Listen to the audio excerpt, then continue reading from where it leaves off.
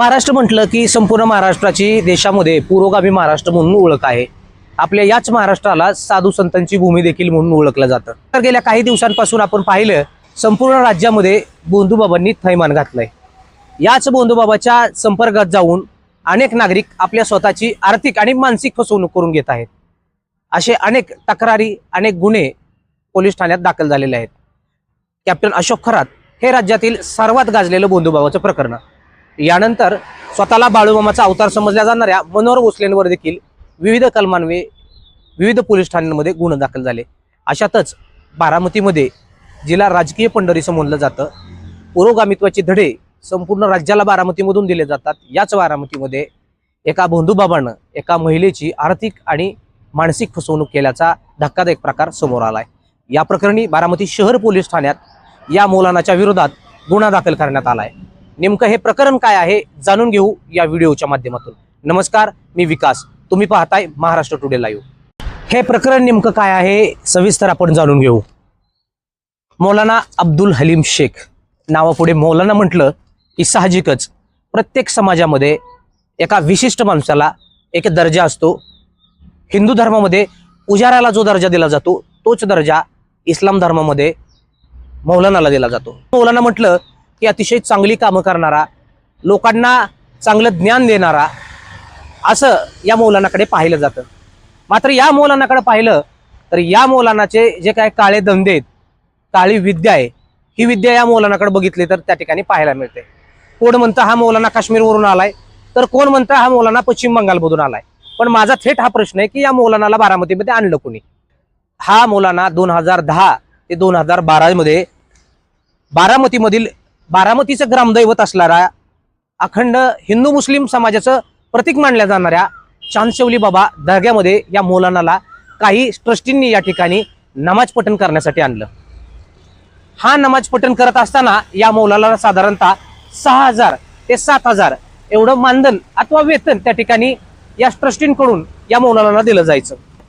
हा मौलानाचा पगार 6000 असताना या मौलानाकडे कोट्यावधी रुपयाची मोहमाया, कोट्यावधीची आर्थिक उलाढाल नेमकी कशी झाली, याच्याकडे 4 चाकी क्रिएटा गाडी आली कुठून, हा सवाल बारामतीकरांना देखील पडलेला आहे। हाच मौलाना ज्या वेळेस चांदशेवली दर्ग्यामध्ये नमाज पठण करायचा त्यावेळेस याच परिसरामध्ये त्याने पाठीमागच्या बाजूस एक दरबार बनवायला सुरुवात केली होती। साहजिकच अनेक लोक त्या ठिकाणी नमाजसाठी येत होते। या मौलानाने या लोकांचा विश्वास संपादन केला आणि हा विश्वास संपादन करून काही ट्रस्टींना खरं तर आपल्या सोबत घेऊन हा काळा दरबार या ठिकाणी दर्ग्याच्या बाहेरच्या परिसरात सुरुवात केला। अर्थात या सगळ्या प्रकारामुळं त्या ठिकाणी लोकांची वर्दळ वाढली आणि वर्दळ वाढल्यामुळं जे बंद खोलीत या मौलानाला साध्य करायचं होतं तो मौलाना बाहेर दरबार घेऊन हा साध्य करू शकत नव्हता। यामुळे मौलानाला या गोष्टीची अडचण वाटू लागली आणि याच मौलानाला त्याचं कुठलंही नातेवाईक इथं नसताना याला 2-2 फ्लॅट एकाच वेळेस मिळतात कसे? खरं तर यामध्ये बारामतीमधल्या एका मस्तवाल काचेच्या व्यापाऱ्याचा कनेक्शन या सगळ्या घटनेमधून उघडकीस येतं। याच मस्तवाल काचेच्या व्यापाऱ्यानं या मौलानाला काही ट्रस्टींनी चांदशेवली दर्ग्यामध्ये हाकलून दिल्यानंतर मोरगाव रोड परिसरातील 2 फ्लॅट आत घेण्यासाठी आर्थिक मदत केल्याची माहिती समोर आली आहे। यानंतर हा मौलाना आपले काळे कारनामे, आपली काळी विद्या ही मोरगाव रोडवरील उत्कर्षनगर या फ्लॅटमध्ये करण्यास त्यांनी सुरुवात केली। यानंतर त्या ठिकाणी देखील नागरिकांची वर्दळ वाढली आणि साहजिकच जे इतर फ्लॅट धारक होते या फ्लॅट धारकांना या सगळ्या गोष्टीची भणक लागली। भणक लागल्यानंतर या सगळ्या फ्लॅट धारकांनी मौलानाला समजून सांगण्याचा प्रयत्न केला। मात्र याच मौलानाने 40 ते 50 युवक गोळा करून इथल्या फ्लॅट धारकांना धमकीच दिली आणि यानंतर थेट आपल्या फ्लॅटच्या खालच्या पार्किंगला कुणीही गाड्या लावू नये म्हणून त्या ठिकाणी तो काळी जादू करायला लागला।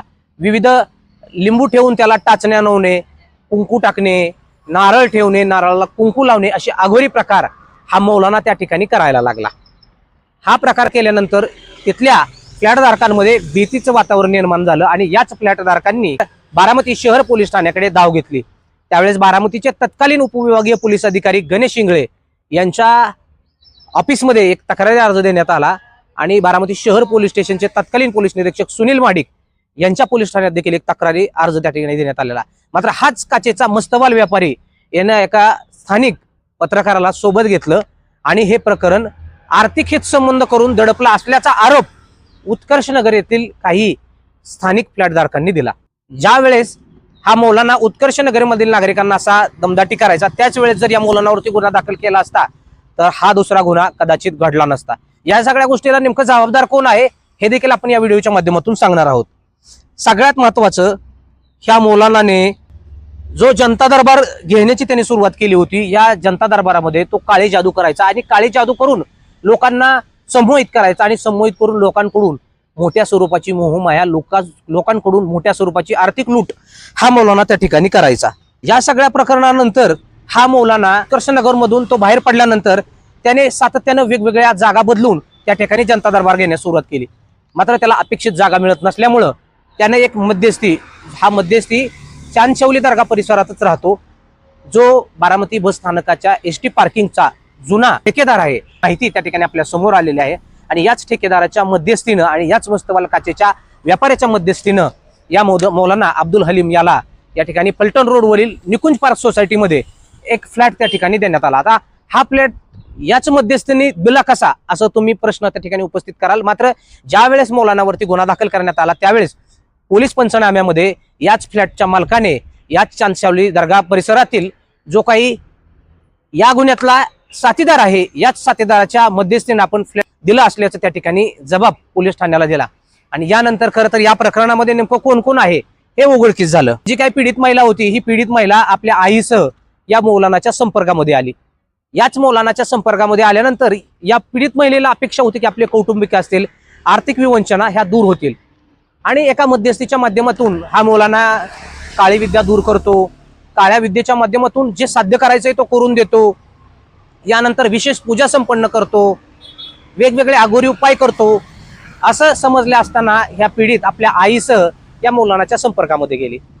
याचाच गैरफायदा घेत मौलानाने या पीडितेचा आणि तिच्या आईचा विश्वास संपादन करून वेळोवेळी तिच्याकडून आर्थिक फसवणूक करून लाखो रुपये वसूल केले। त्यामध्ये सगळ्यात गंभीर बाब, हा मौलाना अत्यंत कमी शिक्षण घेतलं असल्याची या मौलानाने माहिती मिळते।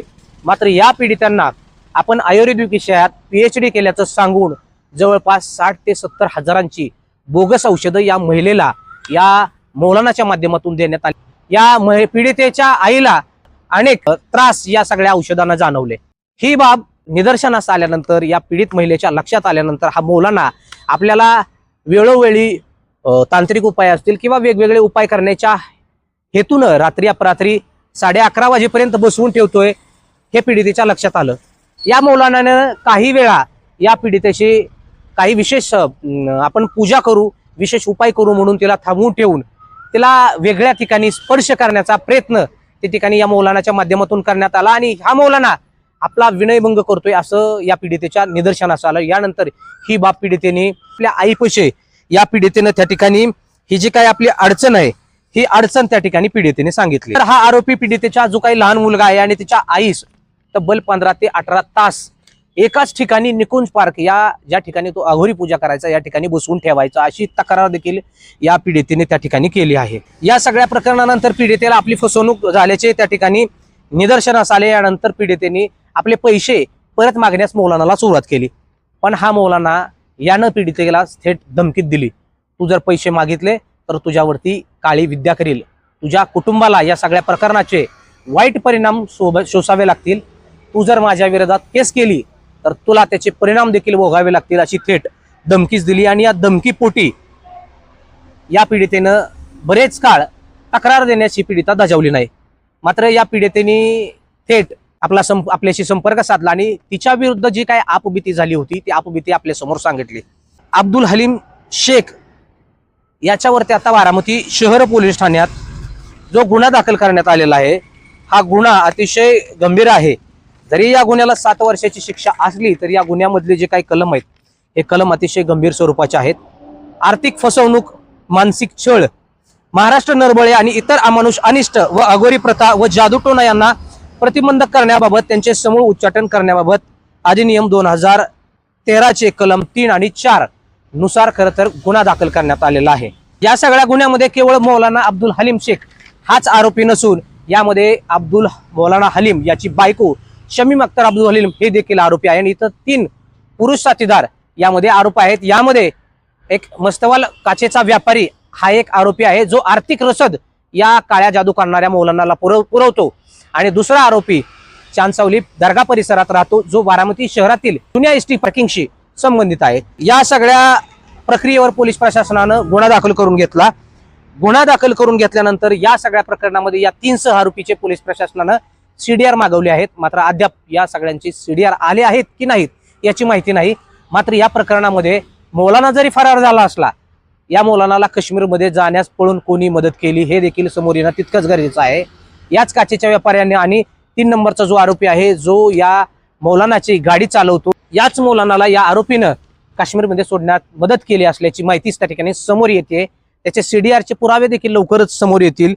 मात्र हा मौलाना जरी फरार असला तरी पोलीस प्रशासनानं जे काही इतर 3 आरोपी आहेत या 3 आरोपींना तात्काळ ताब्यात घेतलं पाहिजे। हे 3ही आरोपी अद्यापही मोकाट फिरत आहेत। आपण साधू संतांसारखं वागलोय की काय असा आविर्भाव आणून समाजात वावरत आहेत। मौलाना जितका दोषी आहे तितकेच दोषी हे 3 आरोपी आहेत, कारण या 3 आरोपींनी वेळोवेळी या मौलानाला पाठबळ दिले आहे, त्याला आर्थिक रसद पुरवली आहे, त्याच्या जे काही काळे कारनामे आहेत या काळे कारनाम्याला पाठीशी त्या ठिकाणी घातलं आहे। या सगळ्या प्रक्रियेनंतर पोलीस प्रशासनाने तात्काळ गुन्हा दाखल केलाय। मात्र आरोपींना त्या ठिकाणी पोलीस प्रशासनानं ताब्यात घेतलं नाही। आता त्याचं कारण आरोपी त्यांना सापडलं नाही अशी माहिती पोलिसांनी आपल्याकडे दिली। आरोपी जरी फरार असला तरी हे जे काही 3 साथीदार आहेत त्यांना ताब्यात घेऊन या मौलाना संदर्भात काय अपडेट मिळते का हे देखील पोलीस प्रशासनानं जाणून घेणं तितकंच गरजेचं आहे। आणि या सगळ्यामध्ये मौलानाला आर्थिक रसद पुरवणारा हा काचेचा व्यापारी, याला सगळ्यात पहिल्यांदा पोलिसांनी ताब्यात घेतलं पाहिजे, त्याची सखोल चौकशी झाली पाहिजे। हा मौलाना जितका दोषी आहे तितका दोषी हा काचेचा व्यापारी आहे। मात्र या मौलाना अब्दुल हलीम शेख या आरोपीला पोलीस प्रशासन कधी ताब्यात घेणार हा प्रश्न उपस्थित केला जातोय। लवकरच या संदर्भात भारतीय जनता पार्टीचे युवा मोर्चाचे जिल्हाध्यक्ष या संदर्भात पोलीस प्रशासनाला एक निवेदन देणार असून मौलाना अब्दुल हलीम शेख याला तात्काळ अटक करा आणि त्याच्यासोबतचे जे काही 3 आरोपी जे खुलेआम फिरतात यांना जर अटक नाही केली तर या 3 आरोपींच्या तोंडाला काळं फासण्याचा इशारा भारतीय जनता पार्टीच्या युवा मोर्चाकडून देण्यात आलाय। यामुळे पोलीस प्रशासन या संदर्भात काय निर्णय घेतं, या 3 सहकारी आरोपींना पोलीस प्रशासन लवकर ताब्यात घेणार का आणि मौलानाला पोलीस प्रशासन कधी ताब्यात घेणार हा सवाल या निमित्तानं उपस्थित केला जातोय। तुर्तास हा व्हिडिओ तुम्हाला कसा वाटला कमेंट करून नक्की व्यक्त व्हा आणि जर या मौलानाच्या माध्यमातून जर कुणाची फसवणूक झाली असेल तर त्यांनी 8600 108188 या नंबरवर संपर्क करा। नक्कीच आम्ही आपल्याला न्याय मिळवून देण्यासाठी कटिबद्ध आहोत।